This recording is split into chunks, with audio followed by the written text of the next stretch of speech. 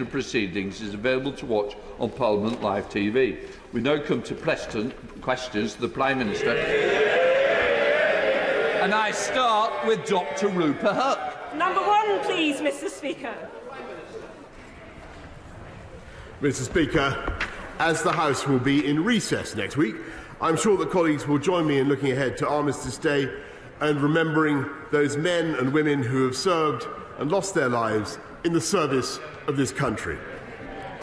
We also thank the members of our armed forces who continue to do so today. Mr Speaker, this morning I had meetings with ministerial colleagues and others. In addition to my duties in this House, I shall have further such meetings later today. Dr Rupert. The Prime Minister's been busy preaching urgency this week at COP26. I hope he caught up with his sleep. But when he sits down with his grandchildren one day and they ask, what did you do that week of COP26? Would he be able to undertake one action in his gift that would have an immediate impact? Would he be consistent with what he's always said and done and take on the biggest emitter of CO2 in the whole of Europe that greedily, voraciously wants more? Will he ditch his predecessors' damaging, daft, pre-levelling up, pre-Zoom, pre-90% drop in demand and have a fresh vote in this House to kill off the third runway at Heathrow? Mr Speaker, what this government is going to do, rather than taking steps to damage the economy of this country, what we are going to do, which is what Labour would do, what we are going to do is get to net zero aviation, Mr Speaker.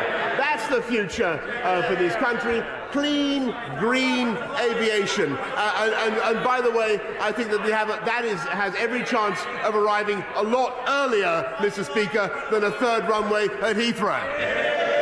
James Wilde. Thank you, Mr Speaker. I share my right honourable friend's commitment to build back better, to build back greener and to level up. And I have a project that will deliver on all those things. Rebuilding the ageing Queen Elizabeth Hospital in King's Lynn.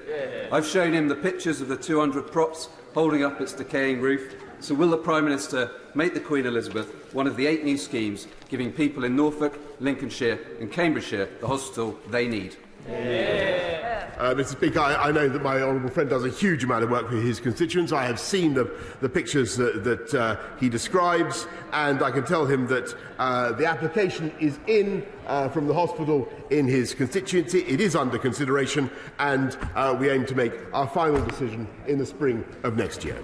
We now come to the Deputy Leader of the Labour Party, Angela Rayner. Thank you, Mr Speaker. And can I share the opening words from the Prime Minister regarding our armed forces and the tremendous work they do, and also send my best wishes to all those recovering in Salisbury, and give our sincere thanks to the emergency services that responded on that day. And I'd also like to wish all those celebrating tomorrow a happy and peaceful Diwali. Now let me start with something on which there should be agreement across all sides of the House. The independent standards process found that a member broke the rules on paid lobbying. Surely the Prime Minister accepts that this is and should be a serious offence.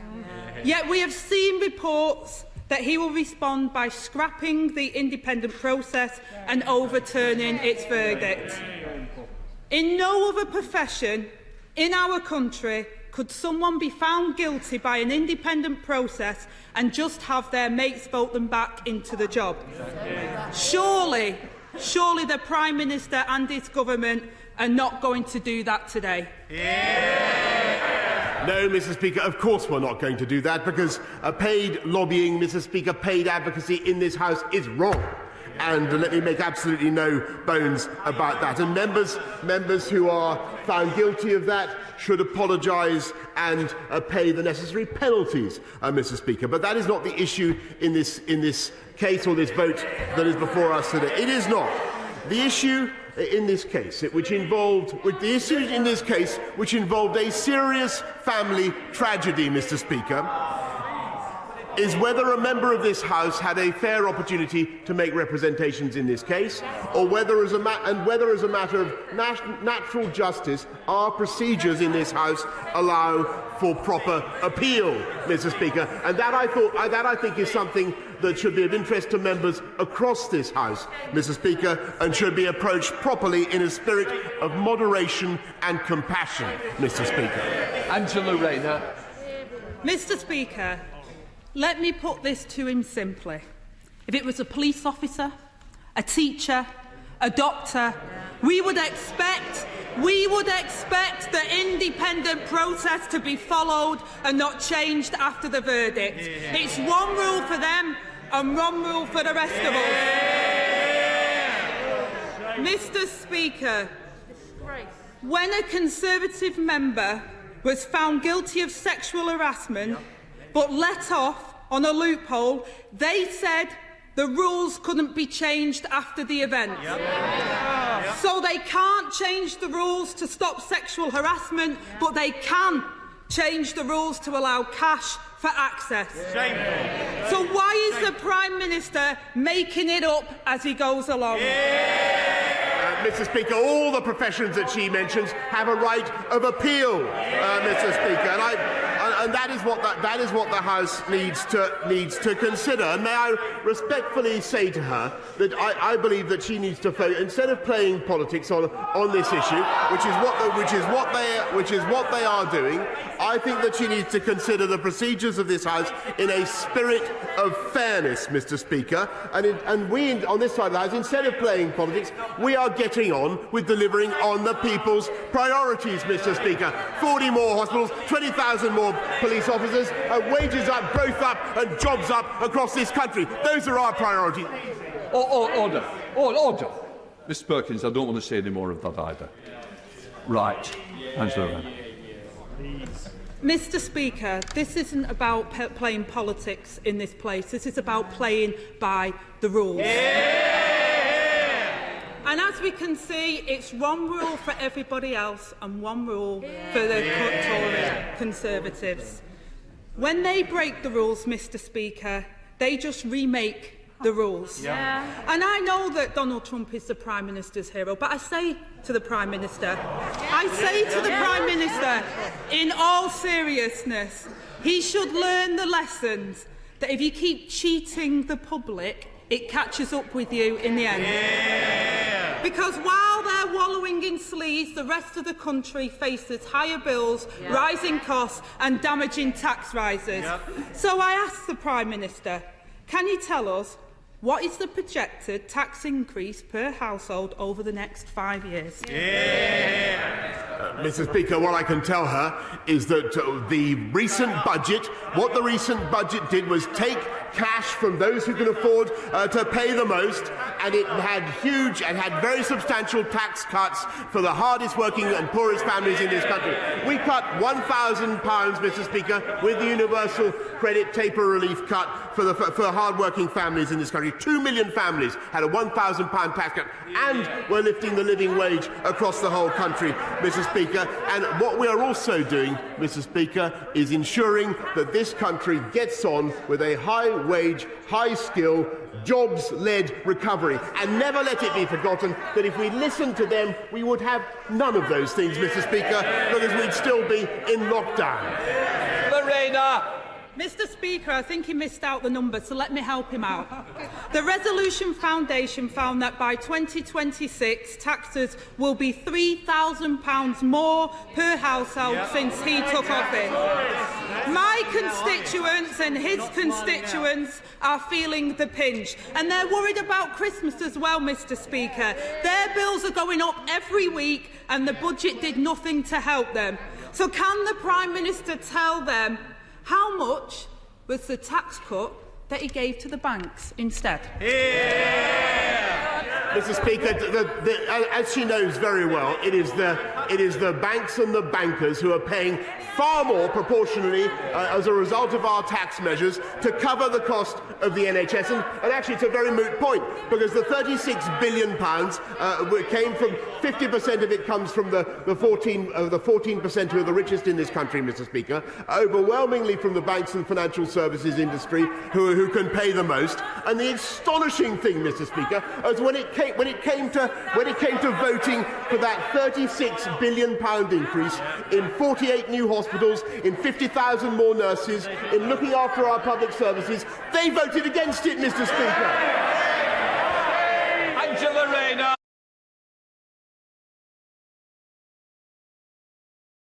£4 billion in tax cuts to the bankers and £3,000 of tax rises per household. Good news for the donors who gave his party £500,000. His bank got a bonus of nearly £8 million, but not so good news for the rest of us, Mr. Speaker. Now, Mr. Speaker, this month, as the Prime Minister said, we remember and celebrate all those who serve our great country and all those who have lost their lives, leaving behind loved ones, and those who have sustained life-changing injuries and live every day with the consequences of their sacrifice. Yet hidden in the small print of the budget was a £1 billion cut to day-to-day defence spending. Shocking. So, Mr. Speaker, will our servicemen and women face pay cuts, or will there be fewer of them with less support? Mr. Speaker, I think it's quite incredible that we're now hearing this from the Labour Party when they would have pulled us out of NATO and I think the right honourable lady actually wanted to abolish the army. What you've got, she wanted to abolish the army. The woman sitting next to her, Mr. Speaker. What you've got in this government is a spending on defence which is the highest since the Cold War, the biggest uplift since the Cold War, and an increase that has restored confidence in this country around the world in our ability to defend not just our own shores, but to defend our friends and partners as well. And that is what this government is doing. Angela Rayner. Mr. Speaker, he knows that I asked him about the annual defence budget, which his own budget documents show will drop by £1.3 billion. And I hear the Prime Minister's fine words. I'm from a military family myself, but I won't take party political lectures from him because too often the government's actions don't match their words. Mr. Speaker, I think of my constituent who fought in Afghanistan and yet was threatened with sanctions because he was unable to physically travel miles to the nearest DWP office. Shameful. The Prime Minister's tax cut for short-haul flights last week cost £30 million. That is 50% more than the government spends on supporting veterans' mental health each year. The charity Combat Stress has lost £6 million in funding this year, even as their calls to their helpline have doubled. So will the Prime Minister match our proposal to reinvest the £35 million saved from cancelled MOD contracts to support our veterans that surely deserve it? Mr. Speaker, it's because we've been able to run a strong economy and take our economy out of lockdown that we've been able to invest massively in the NHS. We've been able to lift spending on defence to record levels and to keep supporting our fantastic public services. That is what this government is able to do, Mr. Speaker. And I must say I enjoy my conversations with her in spite of the insults that the party political points that she directs it towards us, Mr. Speaker. And I may say, I don't want to cause any further dissension in the benches opposite, but I think you all agree she has about a gigawatt more energy, Mr. Speaker, than the right honourable gentleman, her friend from Hope and St. Pack. I'm just putting it out there, but it's the same old Labour. No plan, no ideas. We're getting on, Mr. Speaker, with delivering on the people's priorities. We're taking this country forward. Growth up, jobs up, wages up, productivity up. All they do, Mr. Speaker, is play politics while we deliver. Jack Brereton.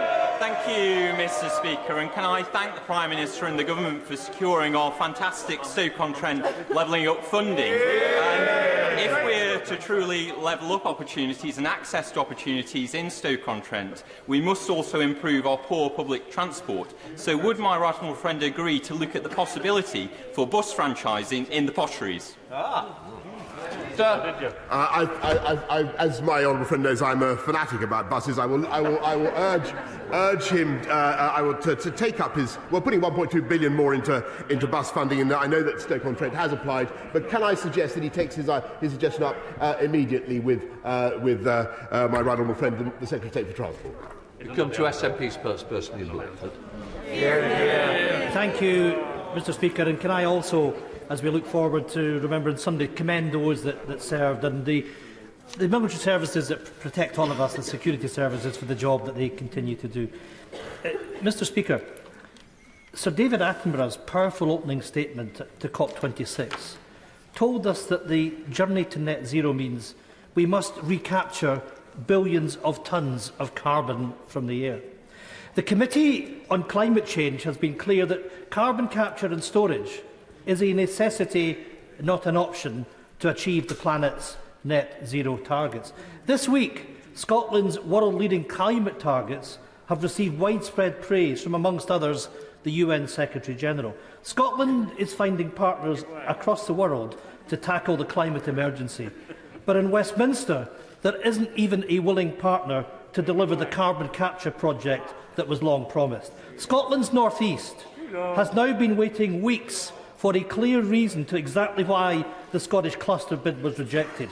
There have been no clear answers, not even clear excuses. So maybe the Prime Minister will answer the simple question: does he know exactly how much of the UK's CO2 storage the Scottish cluster could deliver?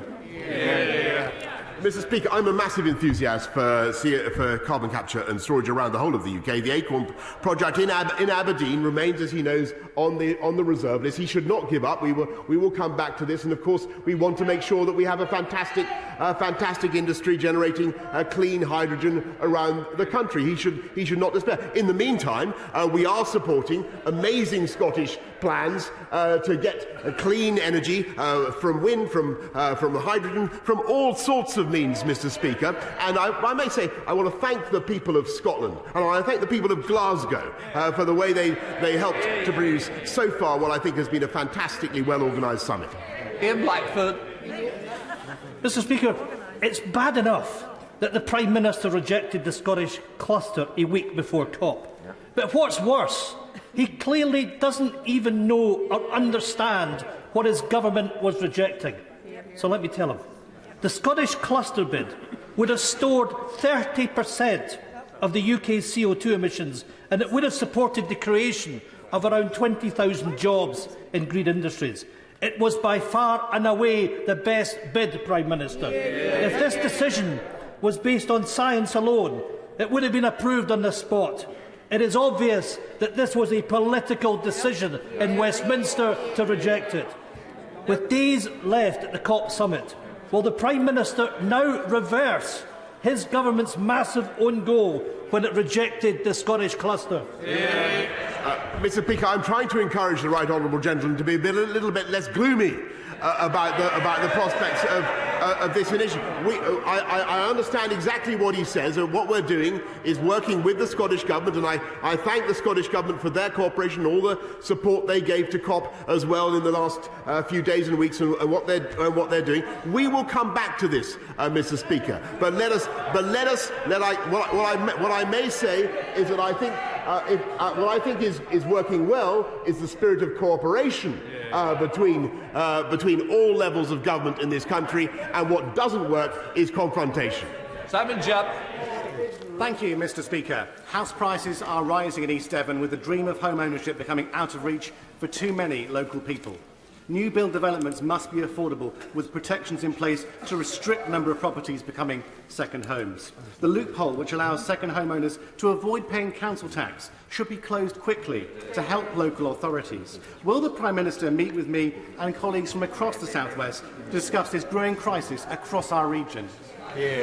Mr. Speaker, I know how strongly my honourable friend and other colleagues across the South West feel about this issue, and that's why we've legislated to introduce higher rates of stamp duty on second homes, and we will ensure that only genuine holiday businesses can access small business rate relief, Mr. Speaker, but I'm happy certainly to meet with colleagues to discuss what further we may do to ensure that local people get the homes they need.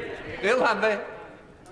Speaker, Scotland is vital for the UK's energy needs, both currently and in the future. It's also vital for future offshore capabilities and other low-carbon and renewable energies. Not my words, but those of the Minister for Energy, confirming that it is the rest of the UK that is dependent on Scotland, not the other way round.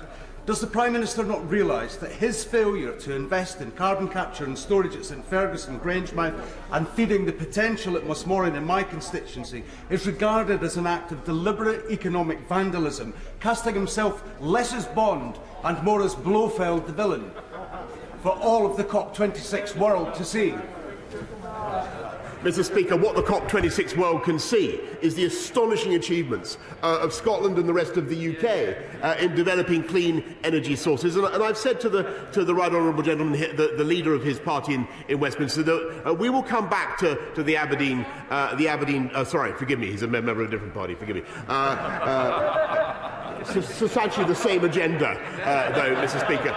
We will come back to this, and what I found encouraging about the last few days is the spirit of cooperation and joint enterprise that I now detect that will enable us to deliver massive carbon cuts across this whole country. Peter Gibbs.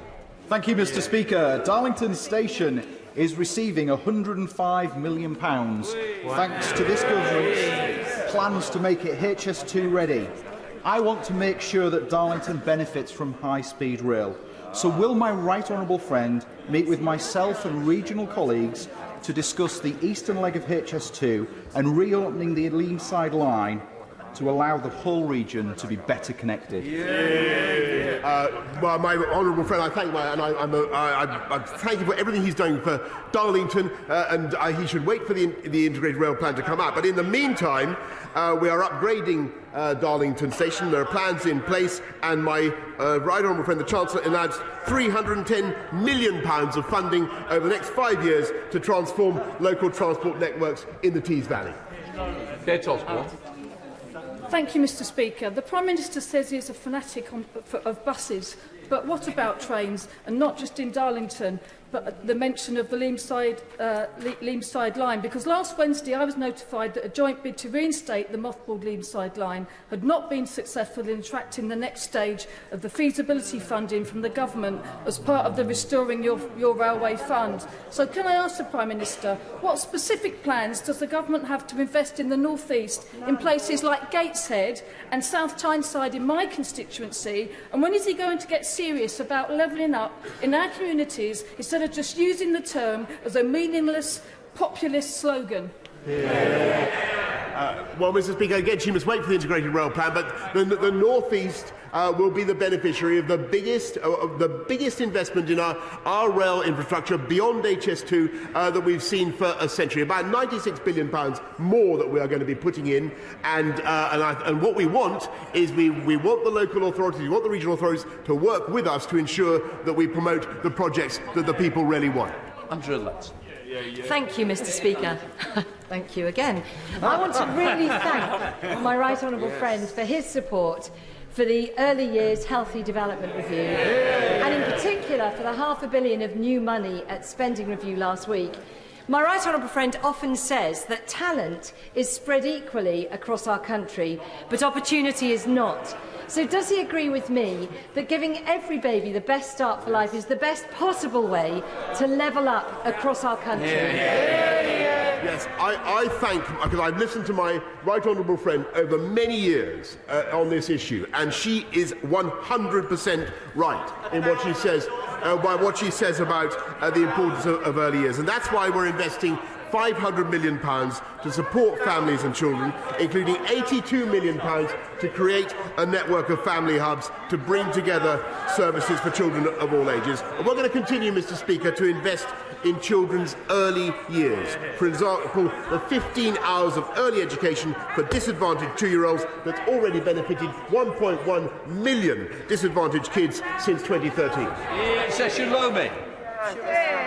Thank you, Mr. Speaker. I was recently contacted by a Vauxhall constituent whose mother tragically committed suicide after criminal domestic abuse by her husband, with the inquest into her suicide finding his actions to be a direct cause.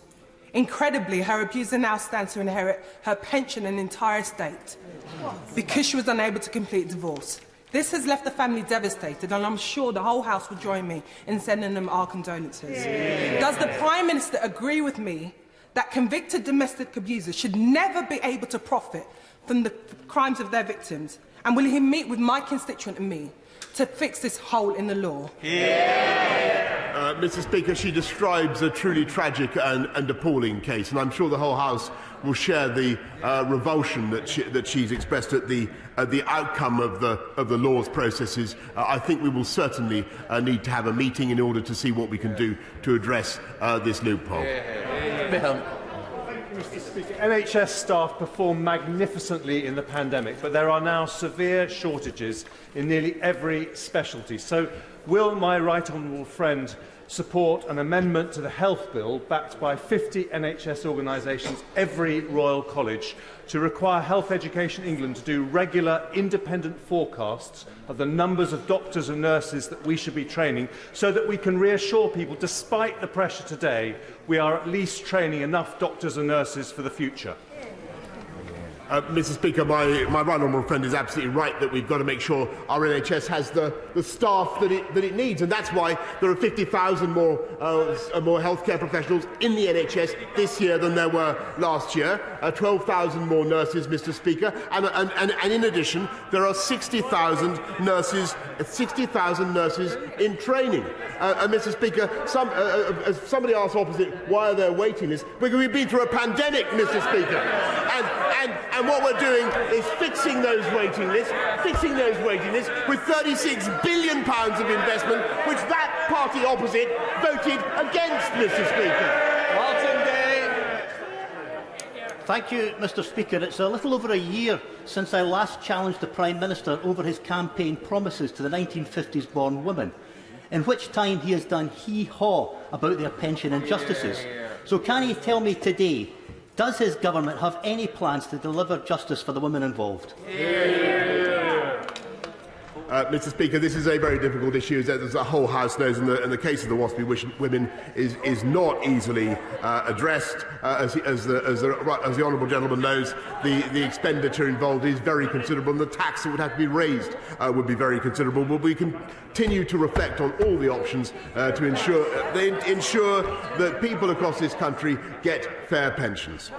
Jill Morton. Thank you, Mr. Speaker. As a mother, I cannot begin to imagine the pain and torment of losing a child. Richard Lee, a constituent of mine and veteran who served with distinction in the British Army, has been living with this pain every day of his life since the 28th of November 1981. On that day, his daughter, Catrice Lee, went missing from a military shopping complex near Paderborn in Germany. It was Catrice's second birthday, and her family are still searching. The 40th anniversary of Catrice's disappearance is coming up at the end of this month, which will undoubtedly be an exceptionally painful event for the entire Lee family. Would the Prime Minister please agree to meet with Mr Lee, father to father, and reassure him that Catrice has not been forgotten? Yes, I thank my honourable friend for raising this absolutely tragic case, and I know that the thoughts of the whole House will be with Catrice Lee's family. And, of course, Mr. Speaker, I will agree to my honourable friend's request and meet Mr Lee father to father. Sarah Green. The Epilepsy Society is a charity and world-leading research centre based in my constituency. They've started the Epilepsy Climate Change Initiative to better understand the effects of global warming on epilepsy, and the impact is already clear. A recent survey showed that in hot weather, 62% of those whose seizures were uncontrolled experienced an increase in seizure frequency or severity. Will the Prime Minister join me in endorsing the Epilepsy Climate Change Initiative and commit to more funding to research the impact of climate change on human health? I thank the honourable lady for her question. She raises a very interesting aspect of research into epilepsy. We're funding epilepsy research with another £54 million over the last few years, and this issue that she raises of any particular link between hot weather or climate change and epilepsy is certainly one that we will be going into. Elliot Colburn. Speaker, last week, an independent inquiry into Lib Dem-run Sutton Council's own heat network found that it was set up on false assumptions, including funding that was never attained and homes that do not exist. And now my constituents are going to be left footing the bill. Does the Prime Minister agree with me that this latest failure shows that they are just not fit to govern and that those responsible should go? Well, Mr. Speaker, it's not the first time that the Lib Dems have campaigned on homes that don't exist or will never exist. If I think of their campaign in Chesham and Amersham, Mr. Speaker, but I will certainly look into the matter that he raises. Bob Longfield. Mr. Speaker, in a recent ITV interview, the Prime Minister was asked about my constituent Jenny Garrett. Now, Jenny is a victim of the cladding scandal. Just before last Christmas, her building was evacuated because of safety concerns. She's been forced to pay £5,500 for a waiting watch and alarms. She has to find £1,200 a year for car parking she can no longer access. The work needed to make her building safe is being blocked by the actions of her freeholder. She doesn't know the cost she'll face, but it's estimated at thousands of pounds. Yet in his interview, the Prime Minister said Jenny had, quote, a frankly unnecessary sense of anxiety. So will he meet her to hear why she's worried and do so before the Building Safety Bill completes its passage through the House? I'm afraid to say the honourable gentleman, I have every sympathy with his constituent, Mr. Speaker, and I certainly do. Mr. Speaker, I have every sympathy. I have every sympathy, but what I think is unfair is that people such as her are placed in a position of unnecessary anxiety about their homes when they should be reassured. And I think it is. I sympathise deeply with people who have to pay for waking watches and other such things. I think it is absurd. I think it is absurd, Mr. Speaker. But I think what people should be doing is making sure that we do not unnecessarily undermine the confidence of the market and of people in these homes, because they are not unsafe. Many millions of homes are not unsafe, and he should have the courage, Mr. Speaker, to say so. Thank you, Mr. Speaker. The new Police and Crime Commissioner for the West Midlands has chosen to cut back on stop and search across the region. Can the Prime Minister confirm that while stop and searches must be proportionate and not discriminatory, they remain an important part of keeping our streets and our communities safe? Yes, Mr. Speaker, I certainly agree with that, and it was a point that I raised recently with the Labour Mayor of London. We agreed on many things. He was very much out of line with the current Labour policy on lockdown, for instance, but he did certainly. I certainly thought that he was wrong about stop and search, and we need to make sure that stop and search is part of the armoury of police options when it comes to stopping knife crime. If it's done sensitively and in accordance with the law, I believe it can be extremely valuable. Mr. Speaker, Prime Minister, we can save the UK taxpayer £200 million and level up South London's health service. St Helier Hospital is set to lose its A&E, maternity, intensive care, children's service, renal unit and 62% of beds to healthy, wealthy Belmont at a staggering cost of £600 million. But there is an alternative. Rebuild St Helier, where health is poorest, and save £200 million. Now, it's not my job to help the Prime Minister sort out his budget, but wouldn't this be a good place to start? Mr. Speaker, we are investing in 48 new hospitals and rebuilds. And what is her job? What is her job, quite frankly, is to vote for £36 billion of investment in the NHS, which will allow us to take our health services forward. Why wouldn't she do that, Mr. Speaker? Robert Jedrick. Thank you, Mr. Speaker. Can I commend the Prime Minister on his diplomatic efforts in recent weeks and ask him about another serious and grave issue that was raised at the G20 in Rome, the strong likelihood of a nuclear-ready Iran within a matter of weeks or months. What is the UK going to do with our international partners to tackle that? If it is via an agreement, will it be stronger and more enduring than the last one? And if it's not, as many people suspect, what is our plan B?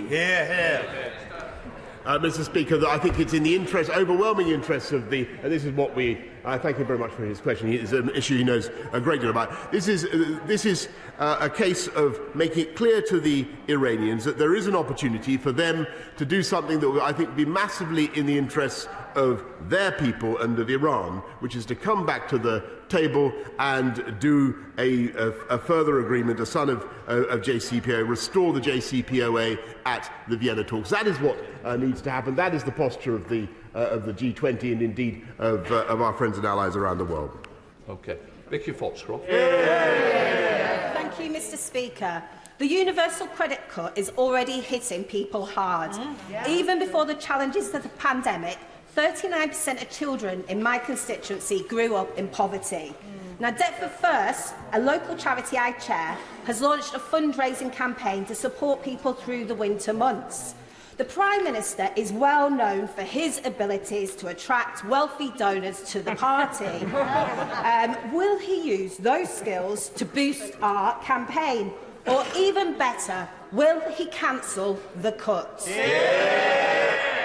Mr. Speaker, what we've done with universal credit is abolish the old system that unfairly taxed people on universal credit and helped people with a £1 million tax cut, because what we on this side of the House believe in is rewarding work, Mr. Speaker. That's what the people of this country want to see. That's why we've put the tax cut on those who are on universal credit. That's why we're lifting the living wage, Mr. Speaker. And what's their policy on universal credit? No, it's not nothing. They want to abolish universal credit, Mr. Speaker. Bacon. Thank you, Mr. Speaker. The Mayor of London is refusing to rule out the so-called Outer London charge, which would apply to all vehicles registered outside Greater London that cross the Greater London boundary.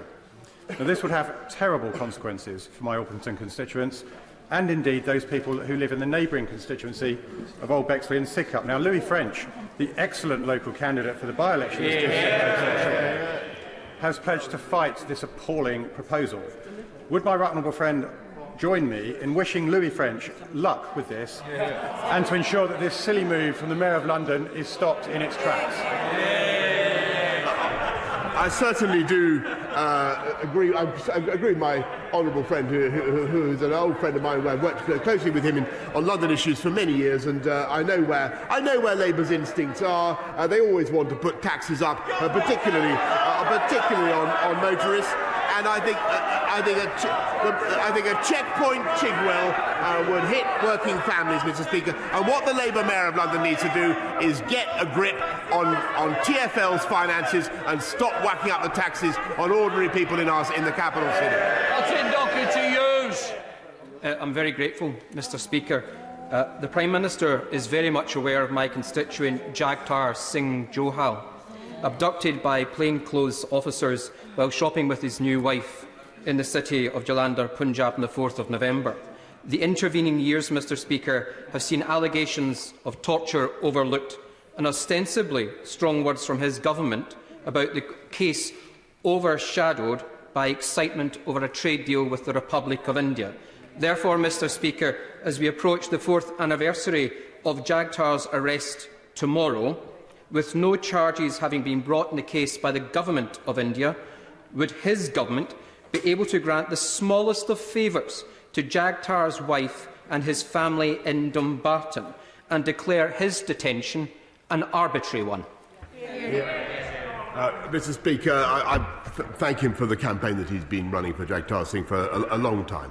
And what I would say to him is that the closeness of our relationship with India in no way diminishes our willingness to raise that case with the government of India. And indeed, my right honourable friend, the Foreign Secretary, raised it only the last time she was in India.